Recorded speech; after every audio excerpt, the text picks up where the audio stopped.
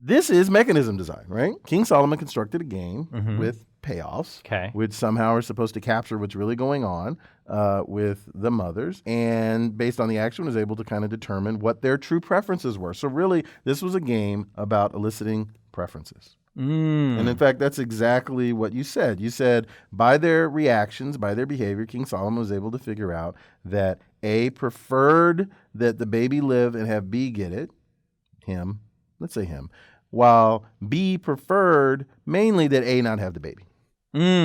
And by once getting preferences and saying, well, those preferences only make sense for the real mother and the fake mother. Let's just go with that. And so now I can determine who the real mother is.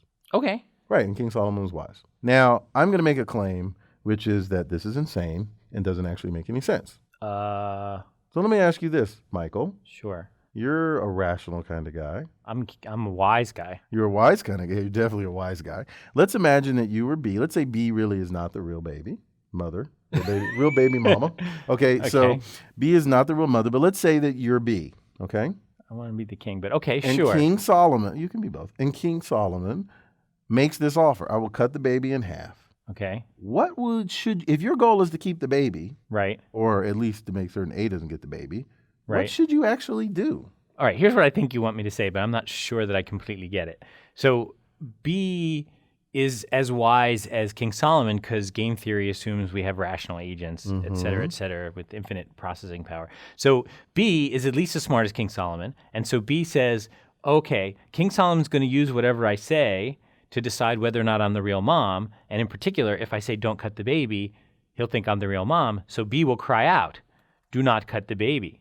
No. And now King Solomon's back where he started in that he has two identical women and two identical reactions.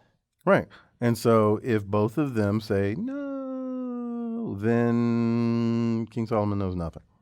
But A, being an extremely rational person as well, says King Solomon will know that the person who actually is not the mom is going to say no facetiously. And so only the real mom would say, yes, cut the baby in half. No. No? No. Because if that were true, then the other thing then the story would make any sense. Oh. Actually, the story doesn't make any sense because, first off, the idea that someone would say, oh, you're going to cut the baby in half. I'm fine with that. As if people would be like, no, that's a caring mom. None of that makes any sense. But we don't have to go. We can just talk about game theory and pretend there's a little matrix here and go, the best action for both of them is just to both say no. All right, wait. So you're saying King Solomon set up a kind of a mechanism design problem or set up a mechanism, and it was a flawed mechanism because if you understand the mechanism, you know the right thing to say is just no. And so then he has to flip a coin to decide who gets the baby. Right. And then, you're doing pretty okay in that game. Certainly better than the alternative, which is to say yes. Think about it. If your action in some sense is either to say no or to say yes, either whether it's my baby or it's the other person's baby, the equilibrium here is sort of both. If the other person says no, there's no reason for you to say yes. Right. And if the other person says yes, then you should say no. Right. So that's a dominant strategy.